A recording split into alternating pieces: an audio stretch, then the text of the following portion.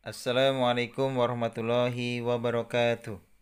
Salam Pramuka.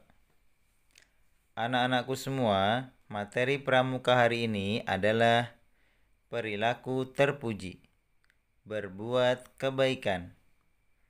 Tujuan pembelajaran kali ini adalah 1. Siswa dapat berbuat kebaikan. 2. Siswa dapat berbakti terhadap orang tua. Allah Subhanahu wa taala berfirman dalam Al-Qur'an surat Al-Isra ayat 7 yang artinya, jika kamu berbuat baik, berarti kamu berbuat baik untuk dirimu sendiri.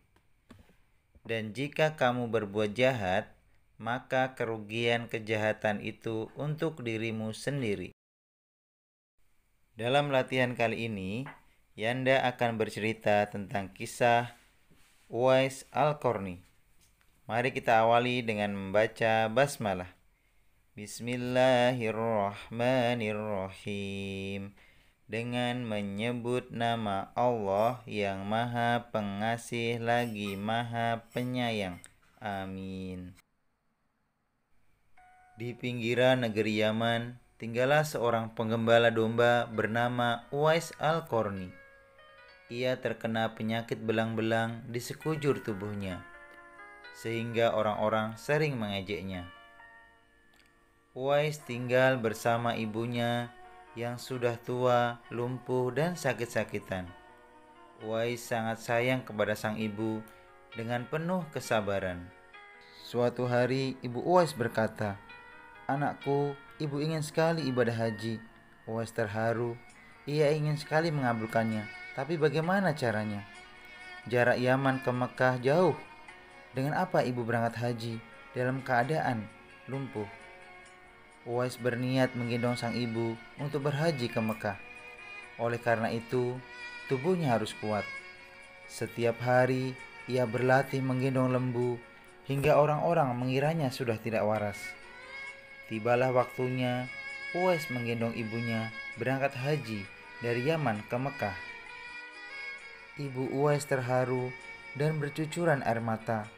Akhirnya ia dapat melihat Ka'bah.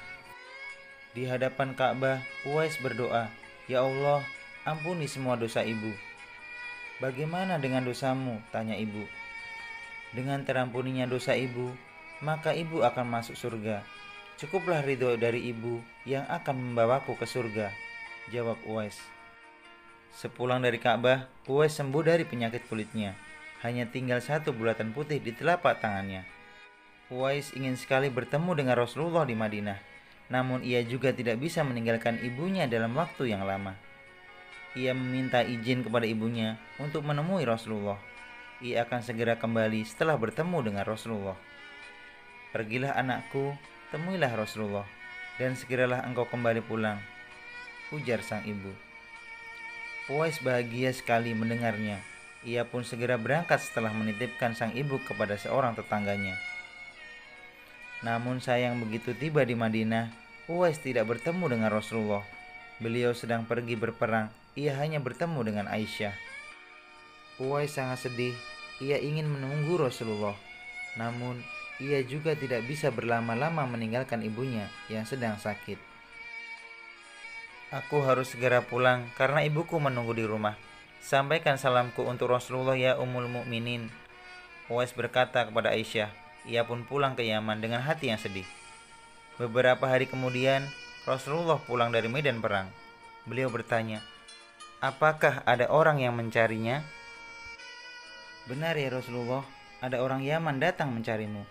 Tapi ia tidak dapat menunggu karena ia tidak ingin meninggalkan ibunya terlalu lama. Kalau kalian ingin berjumpa dengannya, perhatikanlah, ia mempunyai tanda putih di telapak tangannya," ujar Rasulullah.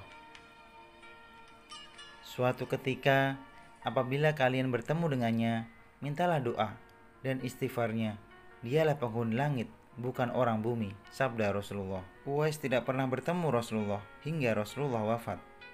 Meski tidak pernah bertemu, Uwais sangat mencintai Rasulullah. Begitu juga Rasulullah mencintai Uwais. Saat Uwais meninggal, para tetangga yang selama ini memandangnya sebelah mata sangat kaget menyaksikan apa yang terjadi di hari pemakaman Uwais. Tiba-tiba banyak orang tak dikenal saling berebut untuk memandikannya, mensolatkan, dan mengantarkan Uwais ke kuburnya. Siapa orang-orang itu? Beberapa orang mengira mereka adalah jelmaan para malaikat yang sengaja turun untuk ikut menghadiri pemakaman Uwais.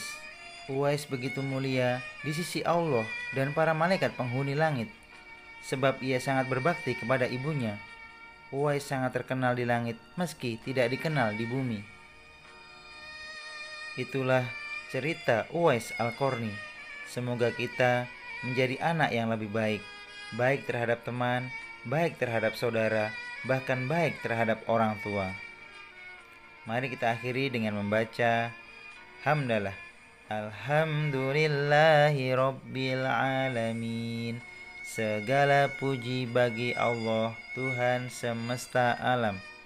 Wassalamualaikum warahmatullahi wabarakatuh. Salam Pramuka.